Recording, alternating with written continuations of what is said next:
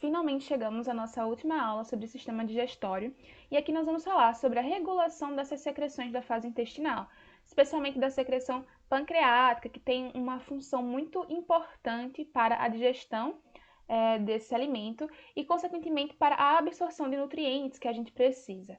Além disso, é um processo que envolve mais BCM e, portanto, é importante de ressaltá-lo aqui. Então, a gente já sabe que tanto o intestino delgado quanto o intestino grosso, o cólon especificamente, vão levar à produção de mediadores químicos, que podem ser parácrinos, endócrinos. Então, aqui a gente tem o intestino e o cólon produzindo, por exemplo, no caso do intestino, a colecistoquinina, a secretina, o peptídeo inibidor da gastrina, a motilina, enquanto no cólon nós temos a secreção de GLP-1 e GLP-2, além de OXM. Então, a colecistoquinina, como a gente já falou, vai ser responsável ali pela contração da vesícula biliar, aumento da secreção pancreática, regulação do esvaziamento gástrico e ela, de certa forma, também pode levar à inibição da secreção de ácido clorídrico no estômago, por exemplo, com o início da fase gástrica. A secretina, por sua vez, vai agir diretamente ali nos ductos pancreáticos, pode também levar a uma inibição da secreção de ácido clorídrico e, por outro lado, a um aumento da liberação de pepsinogênio lá nas células principais do estômago. O peptídeo inibidor da gastrina, por sua vez, além do seu papel, como seu próprio nome já fala, aqui no intestino pode promover a secreção exócrina de enzimas pancreáticas lá nos ácidos pancreáticos. E a motilina está mais ligada ali com a motilidade mesmo, essa movimentação da musculatura lisa. Bom, o GLP-1 vai estar envolvido com a saciedade, certo? E além disso, ele e o GIP, né, que é o peptídeo inibidor da gastrina, vão funcionar como incretinas que regulam o metabolismo da glicose, certo? E o OXM está relacionado também com a saciedade. Bom, aqui nós vamos entender um pouquinho de como se dá essa regulação da secreção de enzimas nos ácidos pancreáticos. Então, a gente sabe que com a chegada do alimento, do quimo até o intestino delgado, especificamente ali no duodeno, a gente vai encontrar, por exemplo, aminoácidos e ácidos graxos livres. Esses aminoácidos e ácidos graxos livres podem levar à estimulação de células chamadas de células I, lá no epitélio do duodeno. Essas células I são as responsáveis pela produção da colecistoquinina, que é aquele hormônio que a gente tanto falou na aula anterior e agora nessa introdução. Essa colecistoquinina vai agir sobre seus receptores CCKI de diferentes maneiras. Então, pode ter uma comunicação do tipo parácrina, uma comunicação neural, isso porque os neurônios possuem esses receptores CCKI em suas superfícies, e aí, com a liberação da colecistoquinina, há uma estimulação desses neurônios, desencadeando arcos reflexos, em que os neurônios eferentes entéricos acabam por estimular os ácidos pancreáticos, e assim a secreção de enzimas pelo pâncreas, certo? E por fim, nós temos a ação endócrina, que a gente já falou tanto aqui, em que a colecistoquinina cai na corrente sanguínea e chega até o pâncreas, onde pode agir diretamente sobre esses ácidos pancreáticos. Bom, aqui nós temos receptores para colecistoquinina, certo? E esses receptores para colecistoquinina, bem como os receptores muscarínicos para acetilcolina, aqui na membrana basolateral dessas células dos ácidos pancreáticos, vão levar à ativação de uma proteína GQ, certo? Essa proteína GQ está acoplada a esses receptores. Com isso, nós temos a ativação da fosfolipase C-beta, que vai clivar os fosfolipídios da membrana mais interna aqui em IP3 e diacilglicerol. Esse IP3 age lá nos canais de cálcio do retículo endoplasmático, fazendo com que haja uma liberação de cálcio dentro desse citoplasma.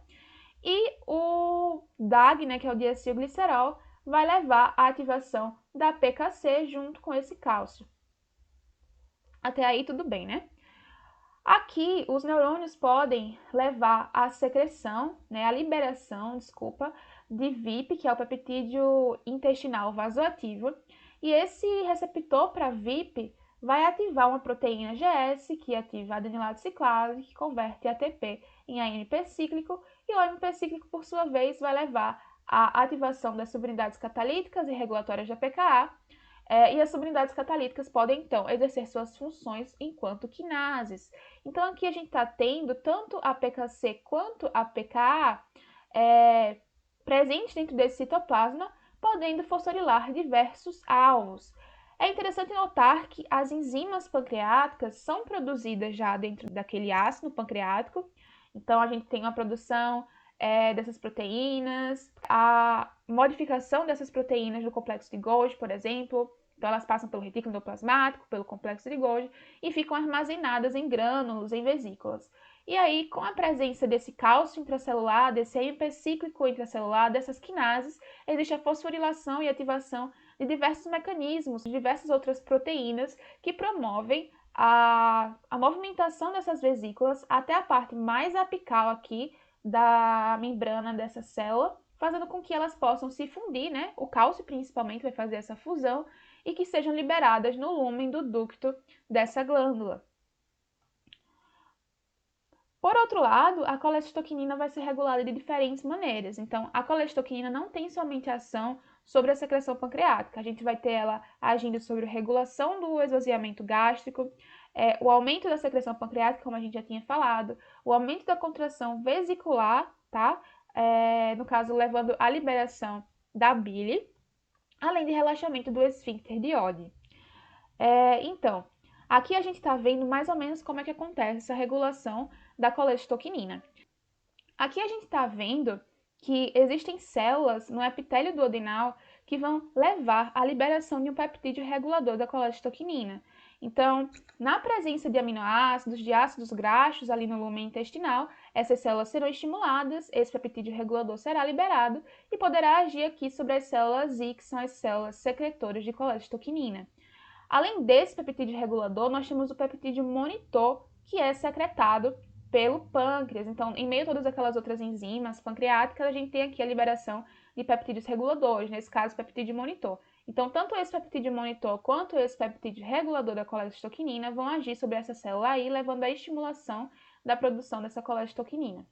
Como a gente está vendo, eles são peptídeos e assim eles são passíveis à degradação pela tripsina, tá? A tripsina pode cortar essa ligação entre os aminoácidos e aí essa ação desses peptídeos seria desfeita. Mas não é isso que acontece na presença de alimento dentro do lumen intestinal. Quando a gente tem proteína dentro do lumen intestinal, essa proteína vai competir, tá?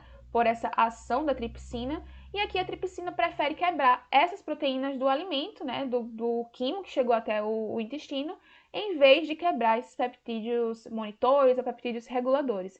E aí eles estão livres para agir estimulando a produção de colecistoquinina.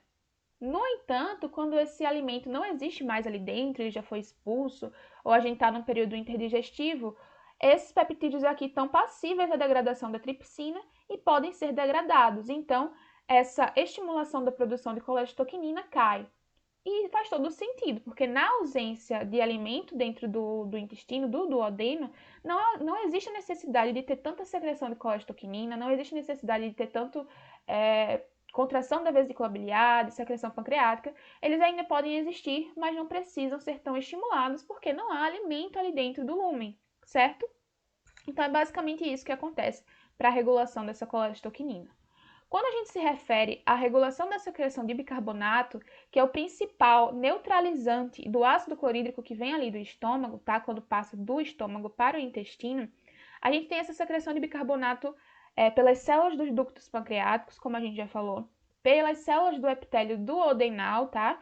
E por células dos ductos biliares, sendo que as células dos ductos pancreáticos vão produzir esse bicarbonato em maior concentração, em maior quantidade, e elas, portanto, serão as principais responsáveis por essa neutralização, esse equilíbrio que é feito com essa acidez que vem lá do estômago. Então, aqui a gente está vendo a representação de como acontece essa liberação desse bicarbonato.